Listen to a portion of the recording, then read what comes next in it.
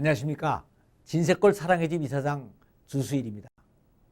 우리들은 가나의 혼인잔치에 대해서 예수님께서 물로 포도주를 만든 기적은 예수님이 하나님의 아들이라는 것을 증명하는 것이고, 마리아와 그 말에 순종을 한 하인들의 믿음이 대단한 것이니까 이것을 본받아야 된다는 설교를 많이 들어왔습니다. 물론 이 말씀은 좋은 말씀입니다. 그러나 이 혼인잔치에는 그 이상의 영적인 교훈들이 있습니다.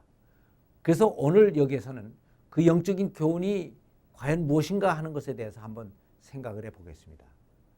가나의 혼인잔치는 포도주가 떨어지는 바람에 큰 위기를 당했으나 예수님의 등장으로 모든 것이 회복이 됐습니다.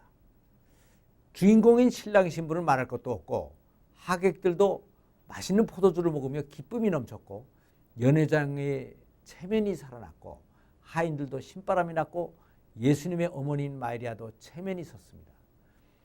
그런데 이러한 과정들 속에서 우리들이 한번 잘 생각해 봐야 될 것이 있습니다. 그것은 바로 어머님 마리아에 대한 예수님의 대답이었습니다. 포도주가 떨어져서 큰 낭패를 당하고 있던 가나의 혼인잔치에서 예수님께서 제자들과 같이 들어오셨습니다. 안 그래도 당황하고 있던 마리아는 정말 반가웠습니다.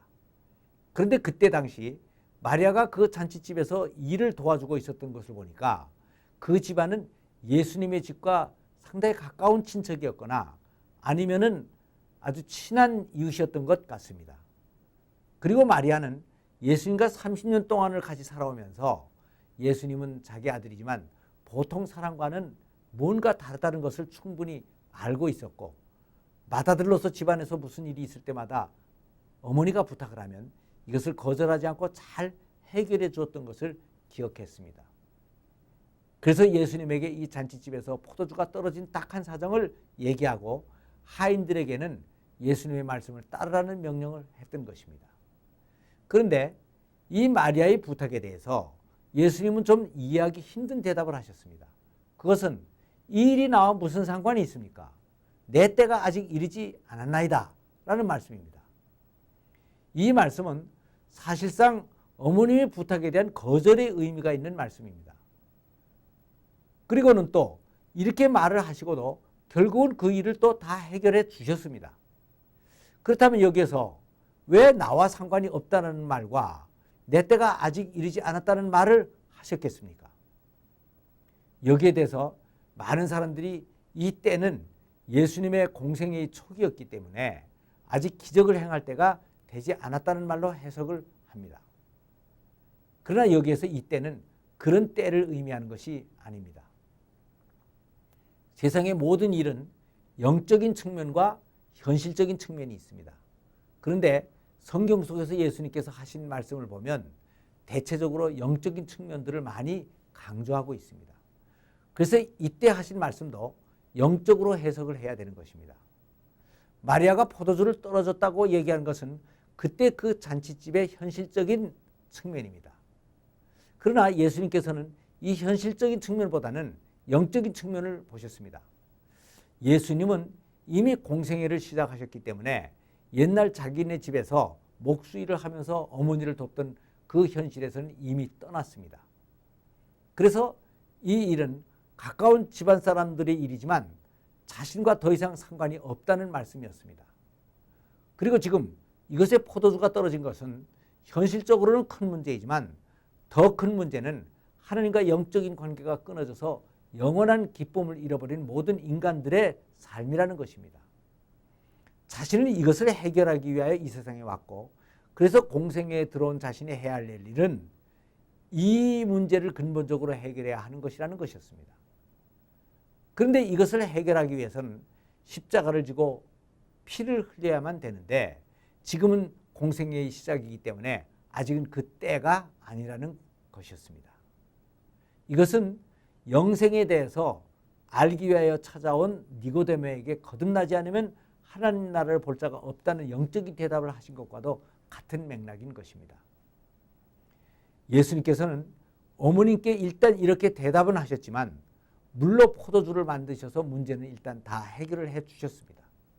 이것은 예수님께서 포도주를 만드신 일은 개인적으로 어머니의 청에 의해서가 아니고 사역의 필요성에 의해서 하신 것이라는 것을 말해주고 있습니다. 그러면 여기에 사역이라는 것은 어떤 일을 말하는 것입니까? 예수님께서는 공생애 중에 많은 이적들을 행하셨습니다. 병든 자를 고치고 죽은 자를 살리고 풍랑을 잔잔케 하고 오병이어의 기적을 행하셨습니다. 그런데 이렇게 했다고 해서 사실 인간의 모든 문제를 근본적으로 해결해 준 것은 아니었습니다.